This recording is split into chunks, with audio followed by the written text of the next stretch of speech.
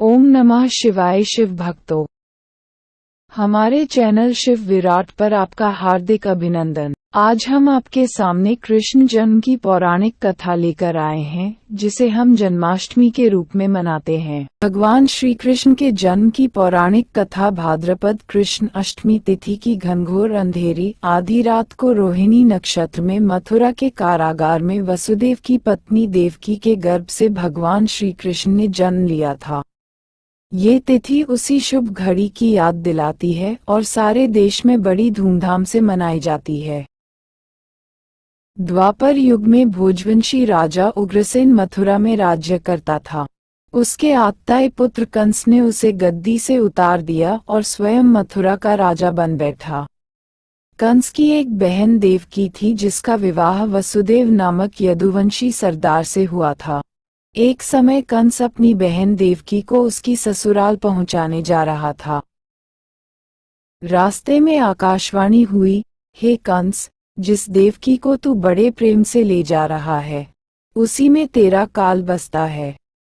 इसी के गर्भ से उत्पन्न 8वीं बालक तेरा वध करेगा। ये सुनकर कंस वसुदेव को मारने के लिए उद्यत हुआ। तब देवकी ने उससे विनयपूर्वक कहा, मेरे गर्भ से जो संतान होगी, उसे मैं तुम्हारे सामने ला दूंगी। बहनोई को मारने से क्या लाभ है? कंस ने देवकी की बात मान ली और मथुरा वापस चला आया। उसने वसुदेव और देवकी की कारागृह में डाल दिया।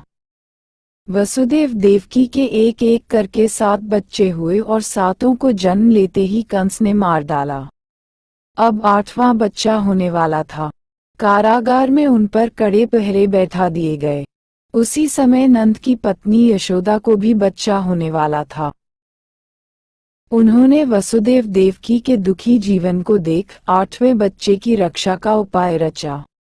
जिस समय वसुदेव देवकी को पुत्र पैदा हुआ, उसी समय संयोग से यशोदा के गर्भ से एक कन्या का जन्म हुआ, जो और कुछ नहीं सिर्फ माया थी।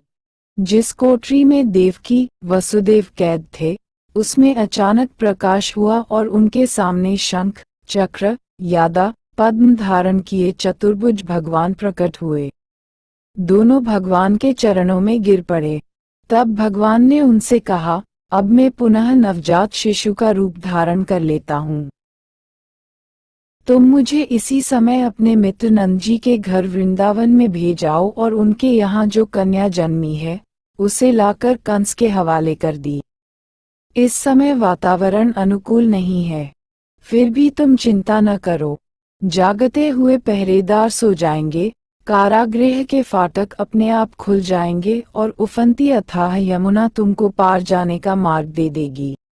उसी समय वसुदेव नवजात शिशु रूप श्री कृष्ण को सूप में रखकर कारागृह से निकल पड़े और अथाह यमुना को पार कर नंद जी के घर पहुँचे। वहीं उन्होंने नवजात शिशु को यशोदा के साथ सुला दिया और कन्या को लेकर मथुरा आ गए। कारागृह के फाटक पूर्ववत बंद हो गए।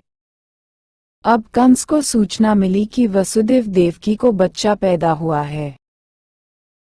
उसने बंदीगृह में जाकर देवकी के हाथ से नवजात कन्या को छीनकर पृथ्वी पर पटक देना चाहा, परंतु वह कन्या आकाश में उड़ गई और वहां से कहा, अरे मूर्ख, मुझे मारने से क्या होगा? तुझे मारने वाला तो वृंदावन में जा पहुंचा है। वह जल्द ही तुझे तेरे पापों का दंड देगा। ये है कृष्ण जन्म की कथा। वीडियो अंत तक देखने के लिए आपका दिल से धन्यवाद। और भी वीडियो के लिए लाइक करें और चैनल को सब्सक्राइब करें।